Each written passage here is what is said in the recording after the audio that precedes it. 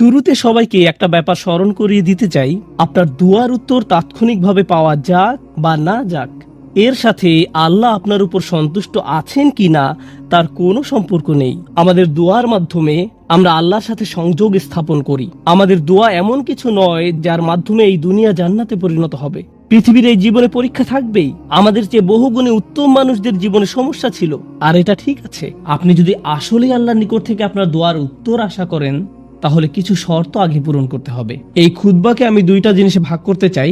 একটা হলো দোয়া বিষয়ে আমাদের চিন্তা ভাবনা সংশোধন করা। পবিত্র কোরআনের অধিকাংশ দোয়াতে, নবী সাল্লাল্লাহু আলাইহি সাল্লামের সুন্নতের অধিকাংশ দোয়াতে আপনি খুব সাধারণ একটা ব্যাপার খেয়াল করবেন যে কোনো না কোনো ভাবে আপনি আল্লাহর কাছে নিজের জন্য আরো বেশি শক্তি, আরো বেশি সামর্থ্য প্রার্থনা করছেন।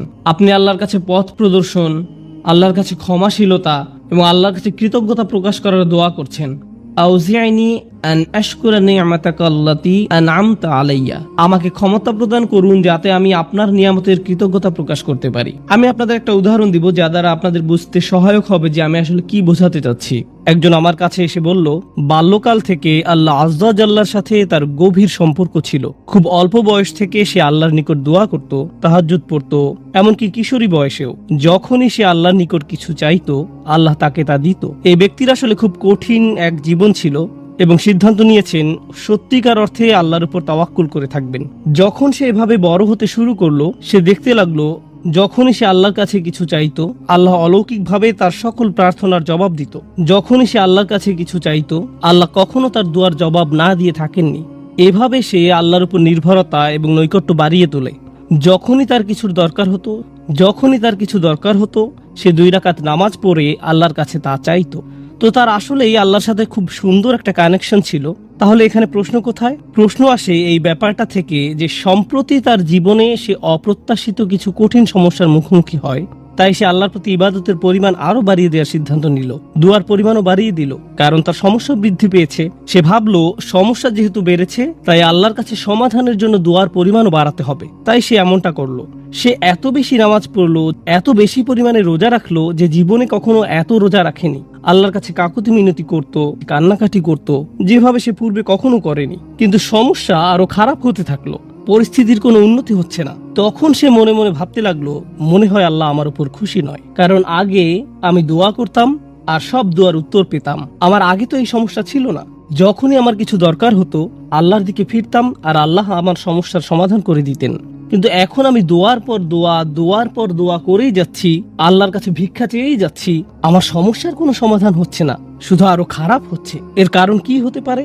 তার মাথায় এই ধারণা ঘুরতে থাকলো, নিশ্চয়ই আমি ভুল কিছু করেছি। আল্লাহ আর আমার দুয়ার জবাব দিচ্ছেন না, কারণ কোনো কারণে আমি অযোগ্য হয়ে পড়েছি। আল্লাহর ভালো মানুষের তালিকায় আমি আর নেই। আমি এই খুতবা দেওয়ার সিদ্ধান্ত নিয়েছি কারণ সমাজে এই ধরনের চিন্তা খুবই কমন, যা একজন মানুষের মাথা নষ্ট করে দিতে পারে। আমরা দোয়া করি আর আমরা আশা করতে থাকি আল্লাহ আযজা জাল্লা আমাদের একটা উত্তর দিবেন, আল্লাহ আমাদের সমস্যা সমাধান করে দিবেন। মূলত 2 ধরনের দোয়া আছে আমাদের অধিকাংশের জন্য। আমি এমন দোয়া সম্পর্কে কথা বলছি যা আমরা নিজেদের জন্য করি। এক প্রকার দোয়া হলো আমরা আমাদের বর্তমান সমস্যা সমাধানের জন্য দোয়া করি। আমাদের সমস্যা আছে, কিছু পরিস্থিতিতে আটকা পড়ে গেছি, আমরা চাই আল্লাহ আমাদের আরো খারাপ কোনো সমস্যায় পড়ে যাওয়া থেকে রক্ষা করুন, আমাদের ভালো যা আছে তা যেন তিনি রক্ষা করেন, ইত্যাদি। আর অবশ্যই আমরা আমাদের ভবিষ্যতের জন্য দোয়া করি, আমরা নিজেদের জন্য দোয়া করি, সন্তানদের জন্য দোয়া করি, এখন সবকিছু ভালো আছে, ইয়া আল্লাহ এভাবেই যেন থাকে। এই ধরনের দোয়াগুলো আমরা নিজেদের জন্য করে থাকি। যে বিষয়টির উপর আজ গুরুত্ব আরোপ করতে চাই, আগের একটি খুতবায় এটা নিয়ে আমি কথা বলেছিলাম, কিন্তু আজকের খুতবাটি কিছুটা ব্যতিক্রম। শুরুতে সবাইকে একটা ব্যাপার স্মরণ করিয়ে দিতে চাই, আপনার দুয়ার উত্তর তাৎক্ষণিকভাবে পাওয়া যাক বা না যাক, এর সাথে আল্লাহ আপনার উপর সন্তুষ্ট আছেন কিনা তার কোনো সম্পর্ক নেই। এর কোনো সম্পর্ক নেই তার সাথে। এই দুইটার মাঝে কোনো সংযোগ নেই। আর যদি কোনো সংযোগ থাকতো তাও আপনি জানতেন না। কারণটা কি? আপনারা জানেন, আমরা সবাই জানি নূহ আলাইহিস সালামের কথা, যিনি খুবই স্নেহময়ী পিতা ছিলেন। তিনি দাওয়াত দিয়েছেন 950 বছর যাবত। কল্পনা করতে পারেন? আপনাদের কি মনে হয় তিনি তার সন্তানের জন্য দোয়া করেছেন, তিনি তার স্ত্রীর জন্য দোয়া করেছেন, নাকি তাদের ব্যাপারে কোনো পরোয়া করেননি? যিনি তার জাতির জন্য এতটা যত্নশীল হতে পারেন, তারা তাকে থুতু নিক্ষেপ করেছে, অপমান করেছে, তারপরেও তিনি আবারও তাদের কাছে গিয়েছেন। এভাবে 950 বছর যাবত আপনাদের কি মনে হয় তিনি নিজের ছেলেকে উপেক্ষা করেছেন, নিজের স্ত্রীর কথা ভুলে গেছেন? তিনি তাদের জন্য বছরের পর বছর দোয়া করে গেছেন, তারা নিজেদেরকে পরিবর্তন করেনি। ব্যাপারটি কি এমন নয়? তিনি কি নিজেকে এভাবে দোষ দিয়েছেন যে মনে হয় আমার দাওয়াতটা ঠিকমতো হয়নি, তো আমার আর দোয়ার প্রতি কোনো গুরুত্ব দিচ্ছেন না?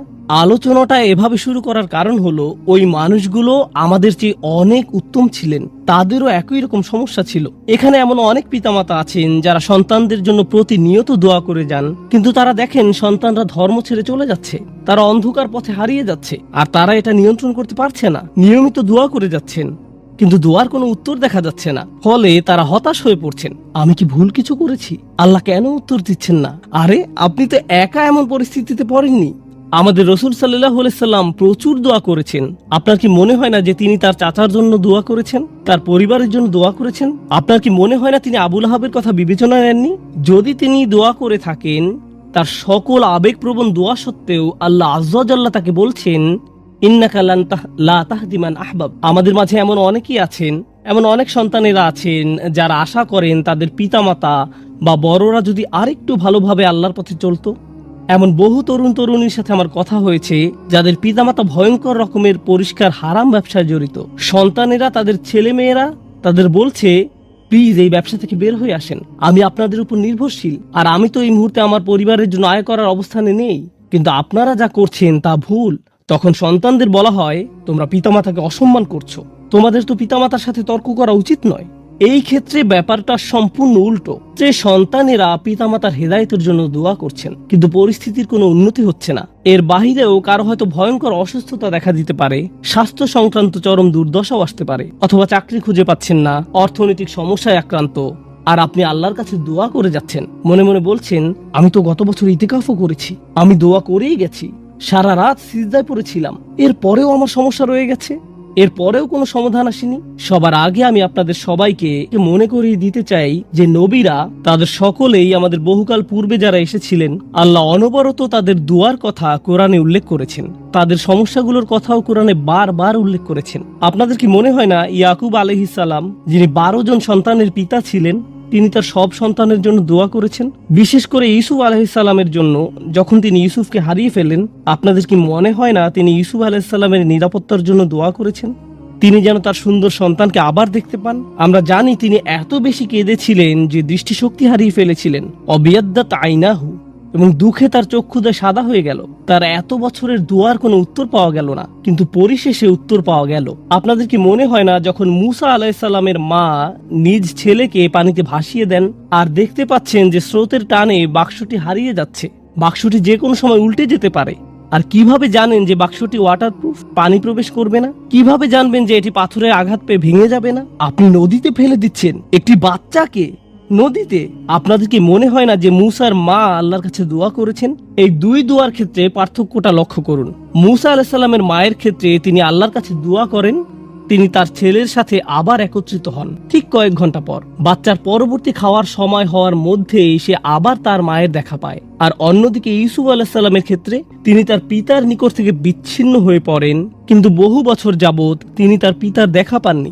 অনেক অনেক বছর যাবত আমরা জীবনে সমস্যার মুখোমুখি হব, আর আল্লাহর কাছে দোয়া করার সাথে সাথেই আমাদের সমস্যার সমাধান হয়ে যাবে না। দুয়ার বাস্তবতা বোঝার চেষ্টা করুন। দুয়ার উদ্দেশ্য কি? আমরা প্রায়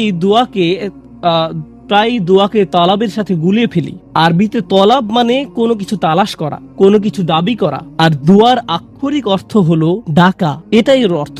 দাউতুকুম মানে আমি তোমাকে ডেকেছি, আমন্ত্রণ জানিয়েছি, এটা হলো দোয়া। আমরা যখন আল্লাহর কাছে দোয়া করি, মাঝে মাঝে আমরা ওই দোয়ার মাধ্যমে আল্লাহর কাছে দাবি জানাচ্ছি, এটা সত্য, আমরা অনুরোধ জানাচ্ছি, কিন্তু আমাদেরকে এই ব্যাপারটা ভুলে গেলে চলবে না যে দিন শেষে আমাদের সব অনুরোধ, সেগুলো হলো আল্লাহর একজন বিনম্র দাস আল্লাহর দিকে ফিরে নিজের সমস্যার সমাধান ভিক্ষা চাচ্ছে। কি সেগুলো? আপনার সমস্যার সমাধান হওয়ার চেয়েও আপনি যে আল্লাহর সাথে যোগাযোগ করছেন, এটাই এখানে সবচেয়ে মূল্যবান বিষয়, এটাই দিন শেষে মূল লক্ষ্য। আপনি যে আল্লাহর সাথে কথাবার্তায় যুক্ত হয়েছেন, এটাই দিন শেষে মূল লক্ষ্য। আল্লাহ আপনার সমস্যা তাৎক্ষণিকভাবে সমাধান করে দেবেন কিনা সেটা ভিন্ন বিষয়। আমি এ সম্পর্কে সংক্ষেপে কিছু কথা শেয়ার করতে চাই, পরে মরিয়ম সালামুন আলাইহা নিয়ে কথা বলবো। কখনো কখনো আপনি এমন কিছু সমস্যার মুখোমুখি হন যে মনের মাঝে প্রশ্ন আসে, আমাকে কেন এই সমস্যার মোকাবেলা করতে হবে? আপনাদেরকে একটা কথা জিজ্ঞেস করি, ইউসুফ আলাইহিসসালাম তো 8-9 বছরের এক বালক ছিলেন মাত্র। শিশু মানে তো নিষ্পাপ। একজন শিশু এমন কি করতে পারে যার জন্য সে কিডন্যাপ হতে পারে? একজন শিশু এমন কি অন্যায় করতে পারে যার কারণে সে কুয়ার মধ্যে নিক্ষিপ্ত হবে? একজন শিশু কি করতে পারে যার কারণে সে দাস হিসেবে বিকৃত হবে ভিন্ন একটি দেশে? আর তিনি প্রাপ্তবয়স্ক হওয়ার পর কি অন্যায় করেছেন যার কারণে তাকে কারাগারে নিক্ষিপ্ত হতে হবে মিথ্যা একটা অভিযোগে? তিনি তো নিজের অন্যায়ের কারণে জেল খাটেননি, তিনি নির্দোষ ছিলেন, আর তাকে এতগুলো বছর জেলে কাটাতে হয়। তাকে জীবনে এমন সব পরিস্থিতির ভেতর দিয়ে যেতে হয়, অন্য কারো এমন হলে বলতো, ভাই জীবন অন্যায্য, কি বা করার আছে, জীবন অন্যায্য। কিন্তু একজন বিশ্বাসীর ক্ষেত্রে কি হয়? সে শুধু বলে না যে জীবন অন্যায্য, সে বলে আল্লাহ অন্যায্য। নাউজুবিল্লাহ। আর আল্লাহ সূরা ইউসুফে বলছেন, আল্লাহু গালিবুন আলা আমরিহি, আল্লাহ তার সকল কাজের তত্ত্বাবধান করছিলেন। ইউসুফের জন্য যত সিদ্ধান্ত নেওয়া হয়েছিল আল্লাহ তার সবগুলোতে প্রভাব রেখেছিলেন। কিভাবে? কখনো কখনো আমি আপনি এমন কিছু সমস্যার মুখোমুখি হব, আল্লাহ জানেন ভালো কিছু সামনে আছে। কখনো কখনো ভালো যা কিছু আসছে তা আপনার নিজের জন্য, আবার কখনো বা অন্য কারোর জন্য, আবার কখনো বা অন্য কারোর জন্য। কখনো কখনো আপনি জীবিত থাকতেই এর উপকার পাবেন, আপনি জীবিত থাকতেই এর উপকার পাবেন, আর কখনো কখনো এই উপকার আসবে আপনি আল্লাহর কাছে ফিরে যাওয়ার পর। ইউসুফ আলাইহিস সালামের ক্ষেত্রে কি হয়েছিল?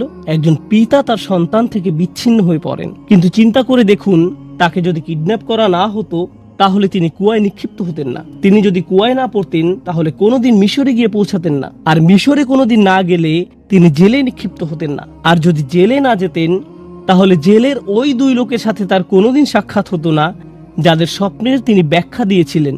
ওই 2 ব্যক্তির সাথে যদি তার কোনোদিন দেখা না হতো, তাদের একজন বেঁচে যায় এবং রাজার খেদমতে নিয়োজিত হয়। আর যখন রাজা একটি স্বপ্ন দেখলেন, ওই ব্যক্তি তাহলে কোনোদিন বলতেন না যে হ্যাঁ, আমি এক লোকের কথা জানি যে আপনার স্বপ্নের ব্যাখ্যায় সাহায্য করতে পারবে।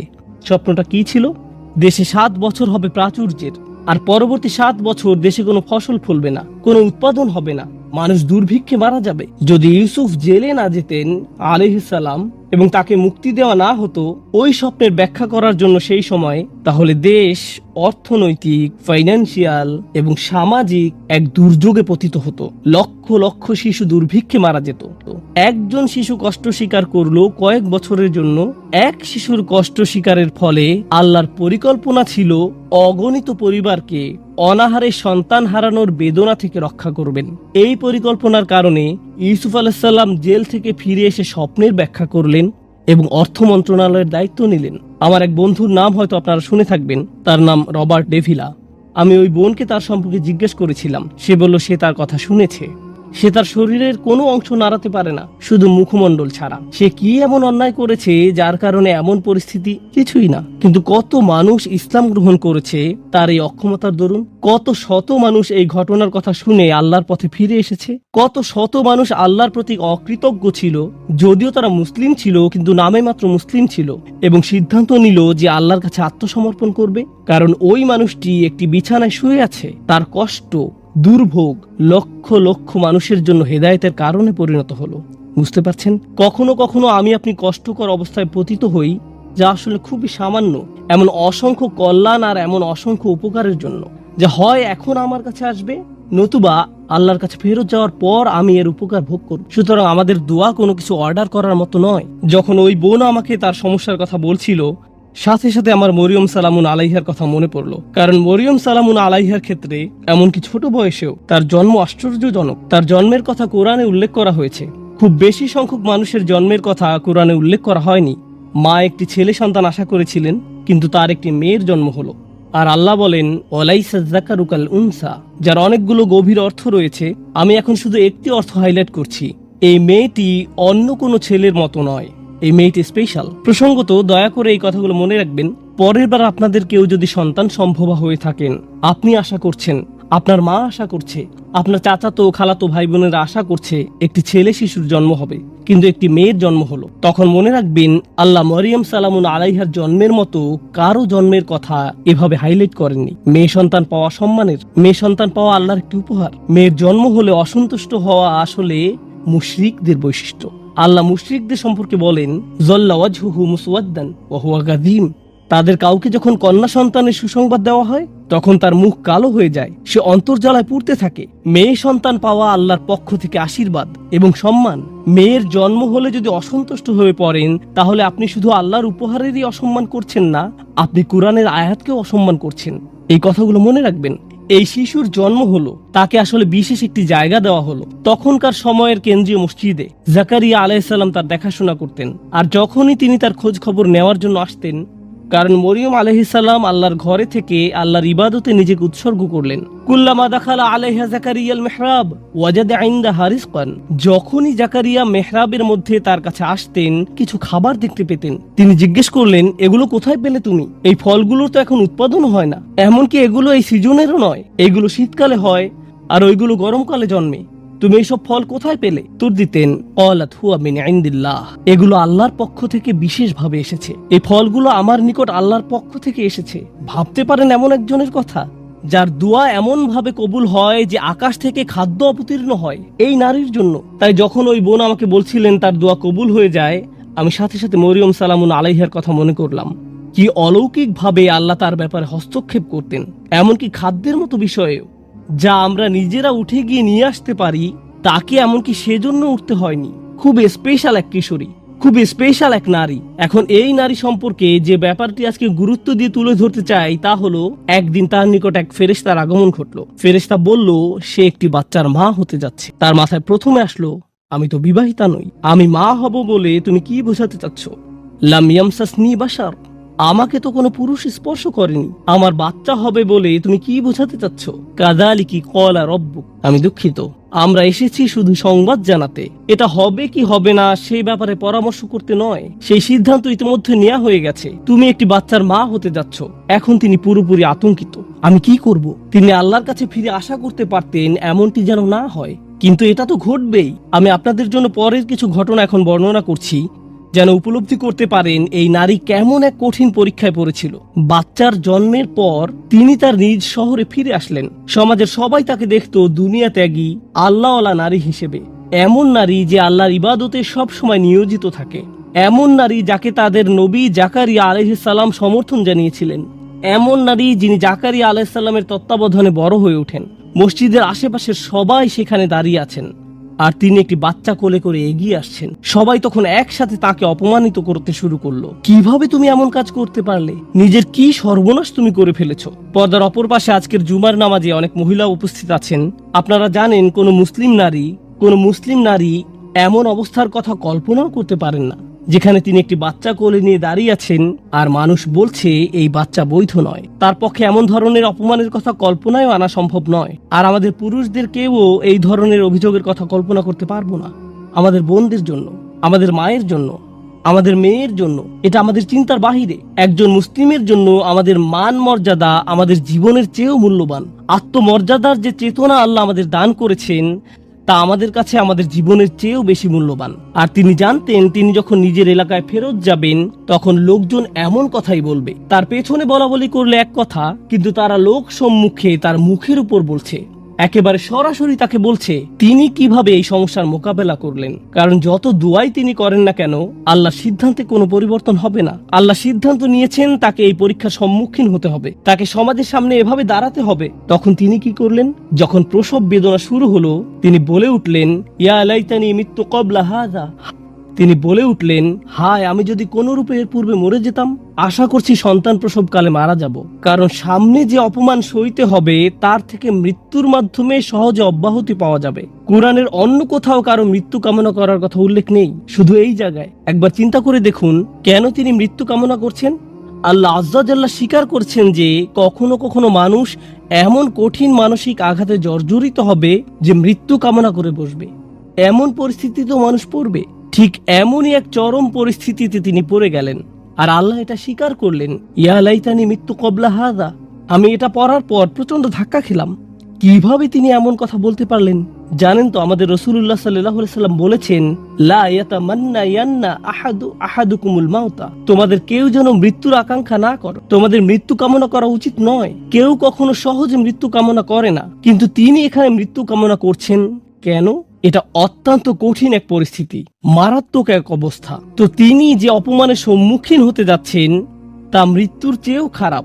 তাই তিনি বললেন, ইয়া লাইতানি মিত্তু ক্বাবলা হাযা। এই কথা কোরআনে উল্লেখ করার কারণ আছে। দুনিয়ার এই জীবনে মানুষ অপমানজনক পরিস্থিতিতে পড়বে, থেকে মুক্তির কোনো উপায় চোখে পড়বে না। অনেককে তাদের পরিবারের সম্মুখীন হতে হবে, মিথ্যা অপবাদের সম্মুখীন হবে, অতীতের কোনো ভুলের মোকাবেলা করতে হবে, কে জানে তাদের এমন ধরনের মানসিক আঘাতের মোকাবেলা করতে হবে। তখন তারা মরিয়ম সালামুন আলাইহার উদাহরণে সান্ত্বনা খুঁজে পাবেন। কিন্তু তিনি এখানেই থেমে যাননি। তিনি বললেন, ওয়াকুনতু নাসিয়াম মানসিয়া। নাসিয়ান মানসিয়া খুবই অসাধারণ শব্দ যুগল। তারা বলে ফাল ও ফিইল, এবং এই দুইটি ওজন। তারা নিসিও বলে, এক কিরাতে এটাকে নিসিয়ান, অন্য কিরাতে নাসিয়ান পড়া হয়, জিবহ এর মতো। আরবি ভাষায় দুই ধরনের শব্দ আছে, জিবহ ও মাজবুহ। একইভাবে নাসি এবং মানসি এই শব্দগুলোর প্রথমটা আসলে ব্যবহৃত হয়, আমি আপনাদের জন্য লিখে এনেছি, ولا يقال للكبش ذبح إلا إذا أعد للذبح। কোন প্রাণীকে অর্থাৎ কোন ছাগল বা ভেড়াকে আপনি ততক্ষণ পর্যন্ত জিবহ বলবেন না যতক্ষণ না এটি জবাই করার উপযুক্ত হয়। জবাই করা হয়ে গেলে এটাকে বলা হয় জাবিহ, এটাকে বলা হয় মাজবুহ। জবাইয়ের আগে না, আগে বলা হয় জিবহ। তিনি দুইটি শব্দ ব্যবহার করলেন, যদি আমি মরে যেতাম, যদি মানুষের স্মৃতি থেকে বিলুপ্ত হয়ে যেতাম, এভাবেই অনুবাদ করা হয়। কিন্তু এখানে যে দুইটি শব্দ আছে সেটা ওনারা ভুলে গেছেন। একটা শব্দ নাসিয়ান, অর্থ আসলে তিনি তো মসজিদ থেকে অনেক দূরে, ঠিক না? তিনি এখন বাড়িতে অবস্থান করছেন না। কেউ যেন কোনোদিন আমাকে মিস না করে, তারা যেন এই প্রশ্নটাই না করে যে মরিয়ম কোথায় গেল। আমি যদি অদৃশ্য হয়ে যেতাম, যদি মানুষের স্মৃতি থেকে বিলুপ্ত হয়ে যেতাম এই মুহূর্তে, কারো যেন কোনোদিন আমার কথা মনেও না হয়। এটা হলো নাসিয়ের অর্থ। চিন্তাও মাথায় না আসে যে এক সময় আমার অস্তিত্ব ছিল। এমন অনেকেই আছে যারা এত কঠিন হতাশা এবং উদ্বেগের ভিতর দিয়ে যায় যে ঘর থেকেই বের হয় না, ফোন রিসিভ করে না, টেক্সট মেসেজের কোনো জবাব দেয় না। তারা এত বেশি মানসিক যন্ত্রণা অনুভব করে যে তাদের ইচ্ছা হয় যদি তারা মানুষের স্মৃতি থেকে বিলুপ্ত হয়ে যেত। কেউ যদি তাদের দরজায় করাঘাত করে, তারা ভাবে যদি তারা আমার কথা ভুলে যেত, হায় যদি আমার কারোর সাথে আর দেখা না হতো। তারা সবকিছু থেকে নিজেকে বিচ্ছিন্ন করে নিজের মাঝেই বসবাস করতে চায়। এর নাম হলো নাসিয়ান। তিনি ইতোমধ্যে আশা করছেন যেন তার মৃত্যু হয়, কেউ যেন তার খোঁজ করতেও না আসে। পরবর্তীতে অনেক বছর পার হয়ে গেলে কেউ যদি না জানে তার কি হয়েছে, মানসিয়ান, ভবিষ্যতেও তার কোনো উল্লেখ কোথাও যেন না থাকে। আমি আশা করছি কেউ যেন এই মুহূর্তে আমার কথা মনে না করে, এবং আমি ভবিষ্যতেও যেন সবার স্মৃতি থেকে সম্পূর্ণ অদৃশ্য হয়ে যাই। আমি এই মহান নারীর পরীক্ষার উপর গুরুত্ব আরোপ করতে চেয়েছি, কারণ ইনি এমন একজন নারী যার দোয়া সাথে সাথেই কবুল হয়ে যেত। তাকে এমনকি খাদ্যও চাইতে হয়নি, তার জন্য ফল ফলাদি এসে উপস্থিত হতো। আর আল্লাহ তাকে এমন পরিস্থিতিতে ফেললেন, আল্লাহ তাকে এমন পরীক্ষায় ফেললেন, এই জন্য না যে আল্লাহ তাকে ঘৃণা করেন, এই জন্য না যে আল্লাহ তার কথা ভুলে গেছেন, এই জন্য না যে আল্লাহ তাকে অপমানিত করতে চান। শেষে দেখা যায় যে এই সমস্ত কিছুর মাধ্যমে আল্লাহ আসলে তাকে সম্মানিত করলেন। আল্লাহ তাকে সম্মানিত করতে চান। কোন অপমানের ভয় তিনি করছিলেন? তার অপমানের ভয় ছিল মানুষ বলবে তুমি বিয়ে ছাড়াই এই সন্তানের মা হয়েছো, তোমার এটা হারাম ছেলে। মানুষ এটাই বলবে। আর জানেন তো বাচ্চার নাম কি ছিল? তার নাম ছিল ঈসা। কোরআনে কোন নবীর নামের সাথে তার পিতা বা মাতার নাম উল্লেখ করা হয়নি, শুধু ঈসা আলাইহিস সালাম, ঈসা ইবনে মারিয়াম বারবার উল্লেখ করা হয়েছে। ঈসা মরিয়মের ছেলে। কোরআনে কোথাও কি আছে মুহাম্মদ আব্দুল্লাহর ছেলে? কোথাও কি পান ইয়াকুব ইসহাকের ছেলে, ইসহাক ইব্রাহিমের ছেলে, ইউসুফ ইয়াকুবের ছেলে? পেয়েছেন কখনো? না। অনেকবার আল্লাহ এই রাসূলকে যখনই সম্মানিত করেছেন, সাথে সাথে তার মাকেও সম্মানিত করেছেন। প্রসঙ্গত বিষয়টা গুরুত্বপূর্ণ। আরবরা যখন ইবনে বলে, বা এমনকি সেমেটিক মানুষরা যখন ইবন বলে, ঠিক পরেই তারা পিতার নাম উল্লেখ করে, তারা পিতার নাম বলে। আপনার নামের শেষাংশ আসে পিতার কাছ থেকে। আল্লাহ এই সাধারণ নিয়মের বাহিরে গিয়ে মানুষকে মনে করিয়ে দিয়েছেন যে তার কোনো পিতা নেই, আর আমি সাধারণ নিয়মের বাহিরে গিয়ে এই মাকে সম্মান দেখাবো। ঈসা ইবনে মারিয়াম। প্রতিবার আল্লাহ এই অপমানের কথা উল্লেখ করেছেন অন্য কারণে। আর এই বিষয়টা বলেই আমি আমার খুতবার সমাপ্তি টানছি। কখনো কখনো আপনার কষ্ট অন্য মানুষের মুক্তির কারণে পরিণত হবে। আপনি সমস্যায় পড়েছেন কারণ এটা আপনার থেকেও বড় কোনো উদ্দেশ্য সাধন করবে, তখন তাদের জন্য সাদাকায়ে জারিয়ায় পরিণত হবেন। আপনার কারণে তারা ভালো কিছু অর্জন করবে। মারিয়াম সালামুন আলাইহার এই কষ্ট থেকে প্রতিবার যখন কোনো নারী অপমানিত হয়, প্রতিবার যখন কোনো নারী অপবাদের শিকার হবে, প্রতিবার যখন কোনো নারী কামনা করবে যদি সে মরে যেত, পরিস্থিতির মুখোমুখি হওয়ার চেয়ে তখন সে মরিয়ম সালামুন আলাইহার কষ্টের মাঝে নিজের সান্ত্বনা খুঁজে পাবেন। আর যখনই কোনো নারী সান্ত্বনা খুঁজে পাবে, মরিয়ম সালামুন আলাইহার মর্যাদা এতে আবারও বেড়ে যাবে। সুবহানাল্লাহ।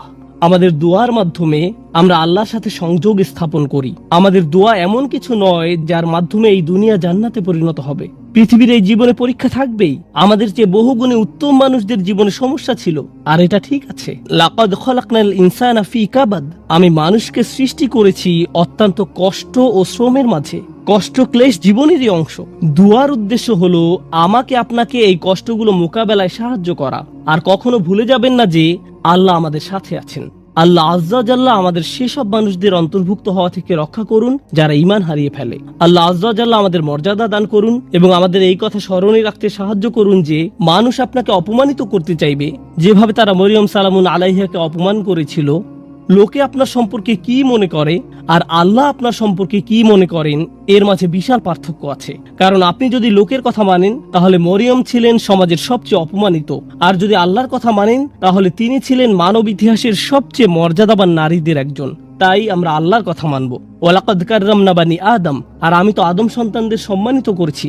আল্লাহ আজ্জা জাল্লাহ আমাদেরকে তার নিকট সম্মানিত মানুষে পরিণত করুন, মানুষের নিকট সম্মানিত করার পূর্বে। বারাকাল্লাহু লি ওয়া লাকুম ফিল কুরআনিল হাকীম ওয়া নাফা'আনি ওয়া ইয়্যাকুম বিল আয়াতি ওয়া যিকরিল হাকীম।